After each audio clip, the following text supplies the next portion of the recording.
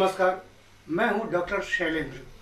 City news one के सच तो सच है कार्यक्रम में आप सभी दर्शकों का एक बार पुनः स्वागत। इस कार्यक्रम में हम पेश करते हैं हर सप्ताह एक ऐसी हस्ती को जिसे आपने नाम दिया, प्यार दिया और बड़ा बनाया। इससे पहले कि हम उनसे मुलाकात करें, आइए देखते हैं एक छोटी सी झलकी।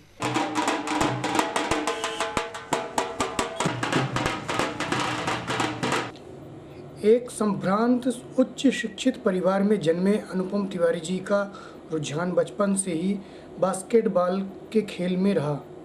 कुशाग्र बुद्धि के साथ साथ एक अच्छे बास्केटबॉल खिलाड़ी के रूप में उन्होंने स्कूल एवं कॉलेज सहित विश्वविद्यालय में राष्ट्रीय स्तर पर प्रतिनिधित्व किया। वहीं छात्र जीवन से ही राजनीति में रुचि होने के कारण कांग्रेस का दामन थामा और युवा कांग्रेस अध्यक्ष बने। इस दौरान इन्होंने राजनीति में अपनी अहम भूमिका निभाते हुए समाज सेवा को अपना लक्ष्य बनाया और समाज सेवा में जुट गए। वर्तमान में अनुपम जी मानस मंडल के अध्यक्ष के रूप में अपनी सेवाएं प्रदान कर रहे हैं और लोगों को धर्म से जोड़ने महत्वपूर्ण भूमिका निभा रहे हैं। साथियों, आज हमारे बीच हैं कांग्रेस के वरिष्ठ नेता एवं मानस मंडल के अध्यक्ष अनुपम तिवारी जी। उनके जीवन के कुछ क्षणों को जानने के लिए मैं सिटी न्यूज़ वन परिवार की ओर से उनका स्वागत करता हूं। सिटी न्यूज़ वन के सच तो सच है कार्यक्रम में आपका स्वागत है। अनुपम जी नमस्कार। आपकी पहचान एक खिलाड़ी, राजनेता एवं समाज सेवी के रूप में रही। आपके शुरुआती दिन एक अच्छे बास्केटबॉल प्लेयर के रूप में रही और आपने राष्ट्रीय स्तर पर कई बार प्रतिनिधित्व भी किया। क्या उसके बारे में कुछ जानकारी देना चाहेंगे? सोनी जी, सबसे पहले मैं आपको, आदरणीय दिलीप जी को, आपके साथी को, सबको, सिटी न्यूज़ वैन को हृदय से धन्यवाद देता हूं, आभार करता हूं कि आप इस तरह के अभिनव प्रोग्राम, अभिनव कार्यक्रम आयोजित करते हैं और आम जनता के बीच में न सिर्फ समाचार दर्शन के अलावा एक अच्छी चीज़ें जो लोकप्रिय हों और जो अलग हों, ऐसे कार्यक्रम आयोजित करते हैं। इसके लिए मैं आपका धन्यवाद करता हूं, आभार करता हूं। जहां तक एक स्पोर्ट्समैन, एक खिलाड़ी होने की बात है, आप मुझे जीवन के पुराने दिनों की ओर ले गए। मुझे आज भी याद आता है, बहुत पहले जब मैं छात्र था स्कूल में, तो हमारे घर के लोगों ने और जो कि खिलाड़ी भी थे बास्केटबॉल के, और बहुत सारे अपने साथियों मित्रों के साथ मिलके हम लोग एग्रीकल्चर कॉलेज में बास्केटबॉल का एक ग्राउंड था। रीवा में कोई ग्राउंड ही नहीं था बास्केटबॉल का, तो बास्केटबॉल ग्राउंड में वहाँ खेलने जाने लगे।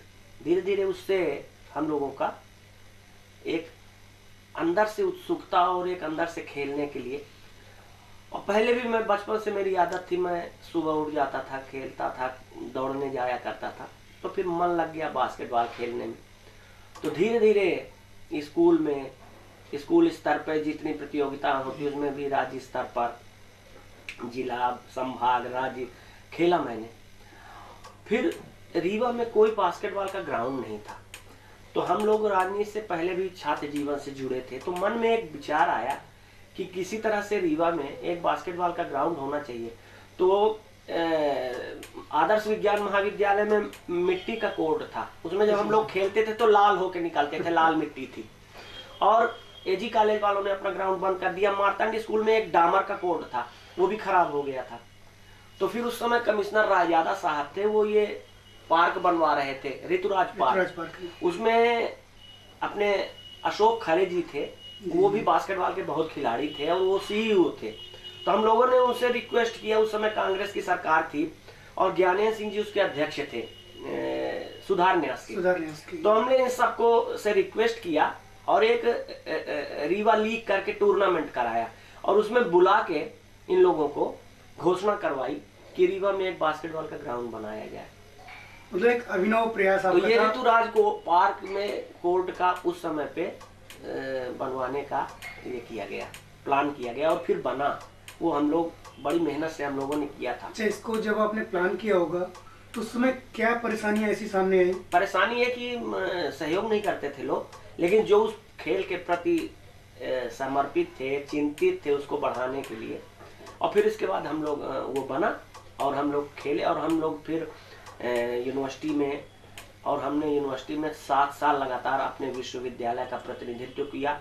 1 वर्ष में विश्वविद्यालय का टीम का कप्तान भी रहा, और all India east zone, west zone, inter university competition में हम लोग कई बार गए, भाग लिया। एक बार मेरे कप्तानी में टीम सेमीफाइनल तक जाके फिर मात्र हम लोग 1 पॉइंट से चूक गए थे, और खेल के आए, और बहुत अच्छे से हम लोगों ने खेला।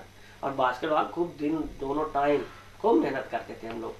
आज भी ग्राउंड में उतरते हैं, पुराना समय याद आ जाता है। आप एक राजनेता के रूप में अपने आपको प्रस्तुत किया। जब आप एक अच्छे खिलाड़ी थे, फिर अचानक राजनीति में कैसे ट्विस्ट हुआ? नहीं, इसको ट्विस्ट नहीं कह सकते। मैं छात्र जीवन से ही, यहाँ तक कहिए कि स्कूल के जीवन से, मैं स्कूल में भी मातन स्कूल में नंबर 1 में जब पढ़ता था तो 6 या 7th में मैं मातन स्कूल के छात्र संघ का सचिव चुनाव जीत कर हुआ था, और वो मन में धीरे धीरे लगा रहा। और जब कॉलेज में हम आ गए तो कॉलेज में तो सीधे छात्र राजनीति में, और टीआरएस कॉलेज तो छात्र राजनीति के सीखने वालों की तो पाठशाला ही है, वो तो गढ़ ही है, वहां से न जाने कितने लोग निकले। तो फिर हम लोग को ये कहना चाहिए कि आपने स्कूल में ही आपकी नींव पड़ी बिल्कुल राजनीति के लिए, बिल्कुल, और उसको जो है पल्वित किया कॉलेज में आकर के। बिल्कुल, छात्र राजनीति परवान हमारी जो चढ़ी वो टीआरएस कॉलेज में हम लोग रहे। और छात्रों की क्या होता था, देखिए हम लोगों का मन मानसिकता हृदय ऐसा था कि जब देखते थे कि गांव के लड़के आते हैं, इन लड़कों की कुछ समस्याएं होती है, इनको कोई सुनता नहीं है और इनको परेशान किया जाता है, तो उन लड़कों के लिए हम लोग यहाँ से लेके और यूनिवर्सिटी तक दौड़ते थे। उन लड़कों की तमाम कॉलेजों की, चाहे जो कॉलेज हो, सबकी समस्याओं के लिए हम लोग प्रशासन से लड़ते थे, रैली, धरना, प्रदर्शन रोज करते थे। तो धीरे धीरे धीरे धीरे एक हम लोगों के लिए रास्ता दिखता गया कि किसी भी व्यक्ति को न्याय दिलाना, किसी भी छात्र के लिए, छात्र समुदाय के लिए लड़ना, हमको लगता था कि लड़ना चाहिए और काम करना चाहिए, और छात्रों के बीच में उतना ही प्यार हमको छात्रों से मिला भी। आपने जब राजनीति में प्रवेश किया तो किसी न किसी व्यक्ति को आपने अपना आदर्श बनाया होगा। उस समय आपके राजनीतिक गुरु कौन रहे? शैलेंद्र जी, आपने बहुत अच्छा प्रश्न पूछा। देखिए, किसी भी इंसान के सर्वप्रथम गुरु होते हैं उसके माता पिता। मेरे माता पिता ने अपने जीवन में ऐसे आदर्श प्रस्तुत किए, वो मेरे प्रथम गुरु हैं। मेरे इष्ट, मेरे बजरंगबली स्वामी मेरे गुरु हैं। मैं कहता हूँ, जय जय जय हनुमान गोसाई, कृपा करहु गुरुदेव की नाई। और राजनीति में यदि देखा जाए तो जिनके आचरण से, जिनके मार्गदर्शन से, जिन्हें मैंने अपना गुरु माना, वो हैं विंध्य के सपूत श्री अर्जुन सिंह जी। स्वर्गीय श्री अर्जुन सिंह जी को मैं अपना राजनीतिक गुरु मानता हूँ। ऐसा है कि आदमी गुरु किसी न किसी को तो मानता ही है, उनके आचरण से, उनके आदर्शों से। लेकिन ऐसा भी नहीं है कि गुरु के अलावा जो हमारे जीवन में बहुत सारी हस्तियों से हमारा संपर्क होता है, उनसे आदमी कुछ ना कुछ सीखता है। जैसे हमारे विंध्य के सपूत श्री श्रीनिवास तिवारी जी हैं, और भी बड़े नेता हैं, राजमणि पटेल जी हैं, राजेंद्र मिश्रा जी हैं।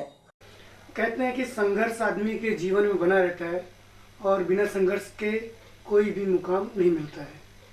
तो क्या कुछ ऐसे संघर्ष के दिन जिन्हें आप हमारे साथ शेयर करना चाहें? बहुत सारी यादें हैं सोनी जी, बहुत सारी यादें हैं। कोई ऐसी यादें जिसने आपके जीवन को ही बदल दिया?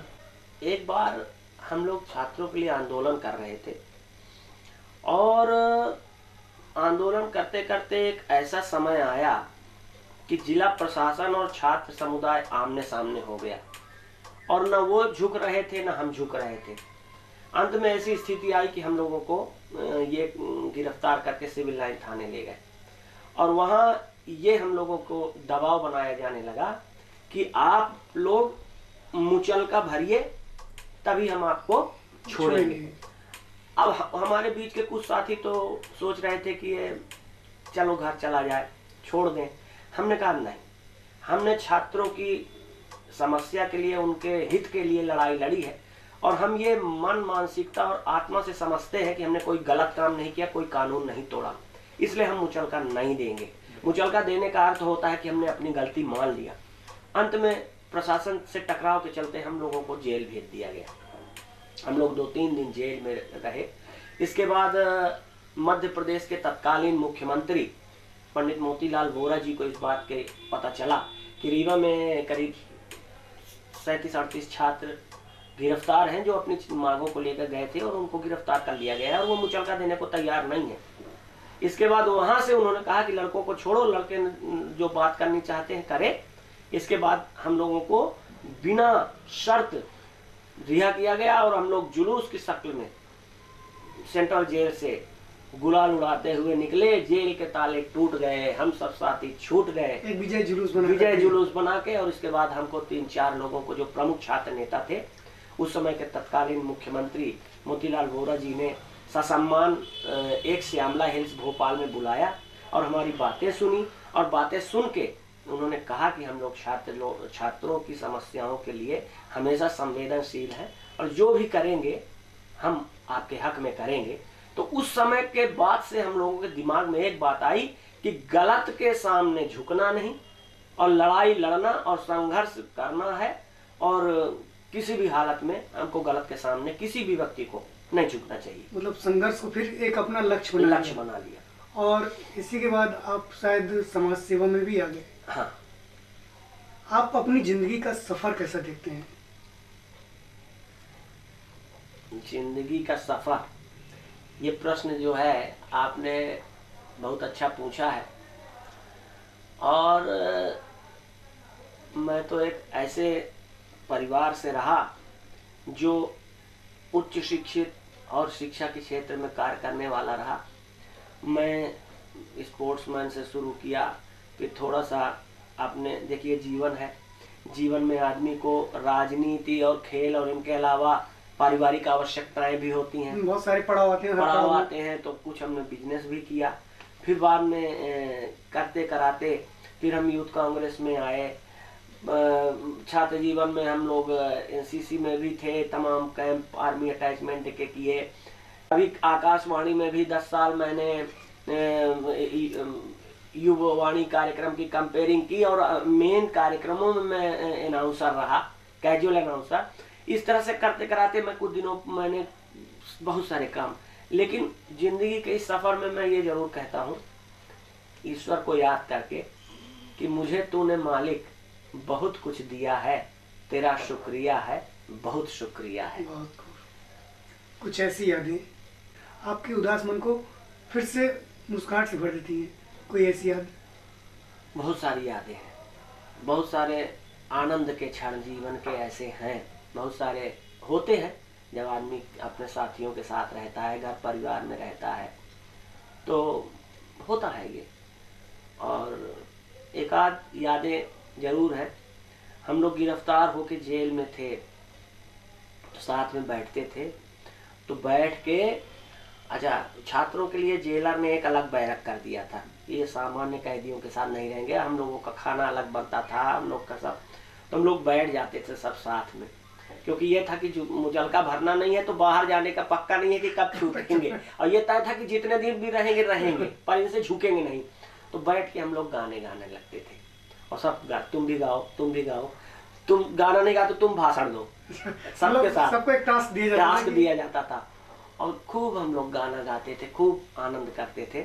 और वो जीवन के क्षण, और तमाम कई बार ऐसे क्षण हैं कई कार्यक्रमों के। अब हम कैमरे के सामने बैठ जाए तो आपका समय खत्म हो जाएगा, लेकिन फिर भी हमारी बातें पूरी नहीं होंगी। लेकिन बहुत सारी ऐसे क्षण हैं जब मैंने अपने लोगों के साथ, अपने मित्रों के साथ, अपने परिवार के साथ, और भी तमाम, उन सब का मेरे जीवन में बहुत प्रभाव है। और ईश्वर से प्रार्थना करता हूँ कि सबको ऐसा ही समय दे। हम आपसे बातचीत का सिलसिला जारी रखेंगे, लेते हैं एक छोटा सा break.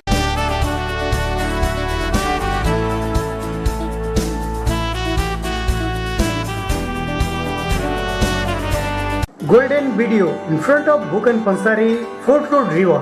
All weddings are similar, but every marriage is different. A complete photography and videography, Golden Video, video and photography, photo framing, album binding and designing, mug printing, live coverage of wedding and all functions, video crane, plasma, wall LED, drone camera and live telecast, album printing on Canvara, Charisma, Mazda and Normal.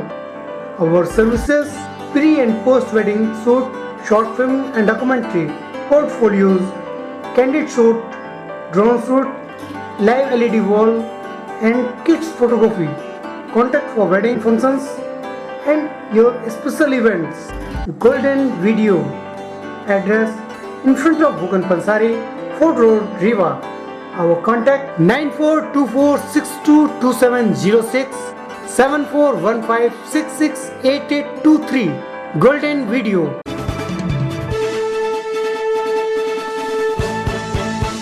Break के बाद एक बार पुनः आपका इस कार्यक्रम में स्वागत है अनुपम जी। नमस्कार। आपने राजनीति के बाद आपके जीवन में एक ऐसा क्षण आया जब आपने समाज सेवा को अपना उद्देश्य बनाया।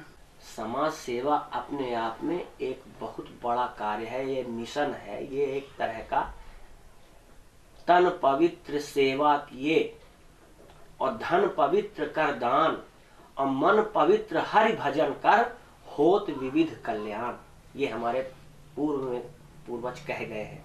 तो ये उद्देश्य से इसको मत मानिए, ये तो एक अंदर से प्रेरणा मिलती है। प्रेरणा ऐसी कि किसी को जरूरत है तो जरूरतमंद की सेवा करो।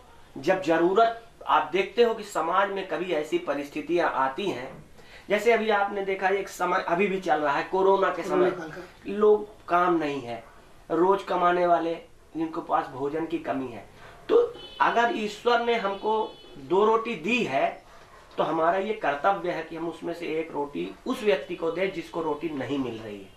और ऐसे न जाने कितने वाकये आते हैं जीवन में, आपसे समाज में परिवार में जुड़े हुए न जाने इतने कैसे लोग रहते हैं जिनको कहीं न कहीं कभी न कभी आपकी आवश्यकता पड़ती है।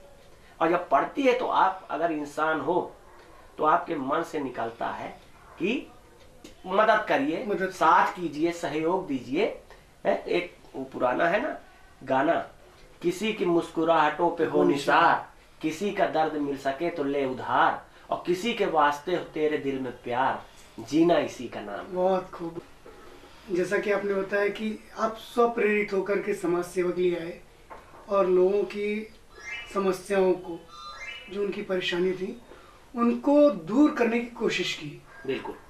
इस कोशिश के लिए आप एक समाज सेवी के रूप में जब समाज के बीच में आए तो आपने कुछ प्राथमिकताएं रखी होंगी। वो प्राथमिकताएं क्या थी? प्राथमिकताएं तो देखिए कुछ न कुछ व्यक्ति को तय करनी पड़ती हैं जीवन में, और प्राथमिकताओं का तो ऐसा है कि आज समाज में कहाँ कहाँ क्या क्या हो रहा है वो आप पत्रकार हैं, आप उससे ज़्यादा, क्योंकि आप सब जगह जाते हैं, सबसे जुड़े हैं, आपसे कोई चीज़ अछूती नहीं है। तो मनुष्य को प्राथमिकताएं ये तय करनी पड़ती हैं कि मुझे इस रास्ते पर चलना है, इस रास्ते पर नहीं जाना है, वो कौन सा तरीका है जो हमें अख्तियार करना है। ये मेरा मानना है कि जीवन में मनुष्य को हमेशा इस तरह से कार्य करना चाहिए कि कहीं ना कहीं उसकी वजह से किसी का लाभ हो, अहित न हो। भला किसी का कर न सको तो बुरा किसी का मत करना, अब फूल नहीं बन सकते हो तो कांटे बनकर मत रहना। जी जी जी। लेकिन जैसा कि देखा जा रहा है समाज सेवा के क्षेत्र में अगर बात करें तो हर व्यक्ति अपने कुछ पैरामीटर्स तय करता है कि हमें किस क्षेत्र में काम करना है, कुछ पाना है, कुछ पाना है। आपने अपने लिए क्या पैरामीटर्स तय किए? देखिए, मैं ऐसे पिता की संतान हूँ, मैं ऐसे परिवार का सदस्य हूँ जिन्होंने जीवन भर दूसरों का भला करने, और मेरे पिताजी ने भी मुझे यही सिखाया है। एक बार मैंने अपने पिताजी से पूछा कि पिताजी आप सबका भला करते हो, लेकिन वो लोग जिन लोगों का आप भला करते हो वो हम लोगों का भला नहीं करते। तो बोले बेटा तुम्हारा कोई भला करे ना करे, तुम आंख मूंद कर सिर्फ भला करना, कोई नहीं देख रहा है तो भगवान देख रहा है। आज हमारे पिताजी नहीं है, लेकिन मैं उनकी इस बात को याद रखता हूँ और मैं इतना ही कहना चाहता हूँ, पाने की जहाँ बात है, न तो हम कामय राज्यम न स्वर्गम न पुनर्भवम, कामय दुख तप्ता नाम प्राणी नाम आर्तनाशनम। न मुझे स्वर्ग की कामना है, न मुझे पुनर्जन्म की कामना है, मुझे कामना है तो प्राणियों के दुख का नाश करने की और लोगों का मदद करने की, सेवा करने की। सर्वे संतु निरामया सर्वे भद्राणि पश्यन्तु माँ कश्चित् दुर्भाग् भवेत्। आप अपनी उत्तरोत्तर उन्नति के बारे में भविष्य की क्या योजनाएं हैं? भविष्य की सिर्फ योजना है चलते रहिए, चरैवेत चरैवेत। जो ईश्वर ने आपके लिए किया होगा वो निश्चित ही आपके लिए निर्धारित है, तो मिलेगा। और काम अपना करते रहे, संघर्ष के पथ पर चलते रहे। आप तो मुझे जानते हैं और दिलीप भाई तो मुझे बचपन से जानते हैं कि हमने कभी अपने संघर्ष में कमी नहीं आने दिया। अपनी लड़ाई अपने तौर पर हम अपने तरीके से लड़ते ही रह गए और हमने कभी ऐसे हालातों में समझौता नहीं किया कि किसी पद के लिए या किसी उसके लिए, बिल्कुल नहीं। हम अपना काम कर रहे हैं और मेहनत कर रहे हैं और इसी वजह से आज आपके सामने बैठे हुए हैं। आप एक समाज सेवी और राजनेता, खिलाड़ी सभी कुछ हैं। आप जिस मुकाम पे आज वर्तमान में हैं, इसका श्रेय आप किसे देना चाहेंगे? इसका श्रेय हमारे सबको है, हमारे नेताजी, नेतागण को है, हम जिन्होंने हमको प्यार दिया, हमें सम्मान दिया और हमारे ऊपर भरोसा किया। और आप सबको है, क्योंकि आप सब ने हमारे लिए हमारा हौसला बढ़ाया। हमारे मित्रों को है, हमारे समर्थकों को है, हम सबसे पहले हमारे माता पिता को है, जो माता पिता जिन्होंने मुझे जन्म दिया, जिन्होंने मुझे पाल पोस के बड़ा किया। और माता पिता ही प्रथम गुरु होते हैं, प्रथम गुरु तो माता पिता ही होते हैं। फिर इसके बाद हमारे गुरु भगवान बजरंगबली स्वामी, जिनको हम कहते हैं कि कृपा करो गुरुदेव की नाई, जय जय जय हनुमान गोसाई। और हमारे घर परिवार के लोग जिन्होंने हमारे साथ में रहकर हमारी कमियों को भी समझते हुए, हमारे दोस्त मित्र, हमारे घर परिवार के लोग, आप सब लोग ये जानते हुए कि इस आदमी में इतनी कमियां हैं, इसके बाद भी हमारा हौसला बढ़ाया, हमारा साथ दिया, हमारे संघर्ष में मुस्कुराते हुए खड़े रहे, वो सब उस सफलता के का श्रेय है उनको। और अनुपम जी, चलते चलते एक आखिरी सवाल और एक आखिरी इल्तिजा जी, हमारे दर्शकों के लिए आपके क्या संदेश है? दर्शकों के लिए इतना ही कहना चाहूँगा, खास तौर से युवा वर्ग के लिए, कि जीवन में कभी भी बहुत सारे ऐसे पल आते हैं, ऐसे क्षण आते हैं जब आदमी को लगता है कि सब कुछ समाप्त हो गया। लेकिन उस क्षण में ये मेरे राजनैतिक गुरु जिनका के बारे में मैंने बताया, उन्होंने कहीं लिखा था कि जीवन में जब बिल्कुल अंधेरा छा जाए तो आपको जो रास्ता दिखा सकता है वो आपकी स्वयं की आत्मा है। कहते हैं ना, आपो दीपो भाव। तो जब कभी आपको लगे कि अब हमको कुछ दिखाई नहीं दे रहा, तो ईश्वर को याद करिए, अपनी आत्मा का सहारा लीजिए, काम करिए, कभी निराश मत होइए, अपनी लड़ाई लड़ते रहिए। और इतना जरूर कहना चाहता हूं कि दूसरों के सुख में, दूसरों के कष्ट में सहयोगी बनिए। एक दूसरे के लिए अगर हम रास्ते खोलने का प्रयास करेंगे तो हमारे लिए भी रास्ते खुलेंगे। और हर तरह के भेदभाव से दूर, एक कहते हैं ना, बस यही अपराध मैं हर बार करता हूँ, आदमी हूँ आदमी से जी, प्यार जी, करता बहुत। हूँ। तो आदमी और आदमी से प्यार करने की जो हम लोगों की भावना है, मनसा है, वो अंत में इतना ही कहूंगा, ज्योति से ज्योति जलाते चलो, प्रेम की गंगा बहाते चलो, और राह में आए जो दीन दुखी, सबको गले से लगाते चलो। साथियों, हमारी खुशनसीबी है कि सच तो सच है में आज हमारे बीच अनुपम तिवारी जी ने अपना अमूल्य समय दिया। इसके लिए आप सभी की ओर से मैं उनका पुनः बहुत बहुत धन्यवाद देता हूँ। धन्यवाद। सिटी न्यूज़ वन द्वारा संचालित सच तो सच है में बस आज इतना ही। कुछ और हस्तियों के साथ आपसे मुलाकातें होती रहेंगी। तब तक के लिए हमें इजाज़त दीजिए। नमस्कार, सत श्री अकाल, खुशामदीद।